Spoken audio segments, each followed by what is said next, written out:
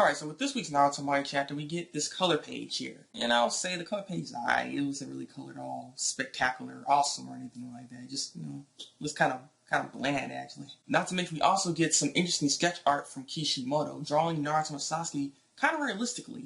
And I must say, his take on how they'll look realistically is kind of interesting. But I will say that it does look a bit sloppy on how he drew them, though. I'm just saying. And so the fight begins. The art for the fight is top notch. It's one of all the styles, baby. It's nice and clean. They seem pretty even so far, though. Naruto isn't really going 100% on Sasuke. Though I believe Sasuke isn't going 100% either. He's just more the initiator right now, and Naruto's playing the defense. And so then we get some flashbacks. Calm down.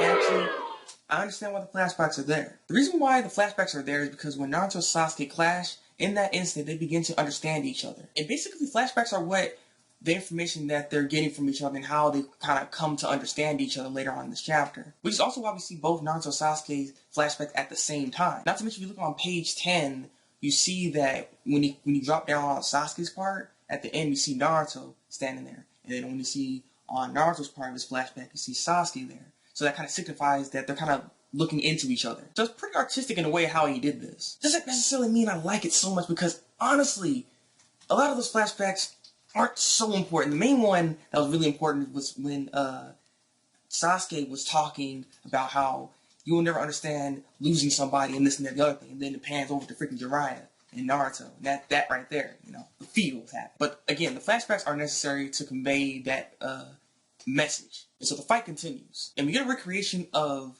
the first time they clashed together when they did the Rasengan and the Chidori, the whole thing, and the big old explosion and stuff. Except this time around, when they did this, it's on a much grander scale. Naruto in his QB cloak doing a Biju Dama Rasengan, while Sasuke in his perfect Susanoo doing a big massive Chidori. And so again, they understand each other after all that went down. And the thing is, what's really interesting is that Sasuke says this. And it seems as though with the end of this chapter here, there's gonna be some more talking. I am curious to see what Sasuke is gonna say to Naruto in the next chapter. But I must admit that I'm a bit disappointed for the fact that we're gonna go into some talking here. It seems as though we're gonna go that route. And the reason why I'm disappointed is because I really wanted more fighting. This is the final fight.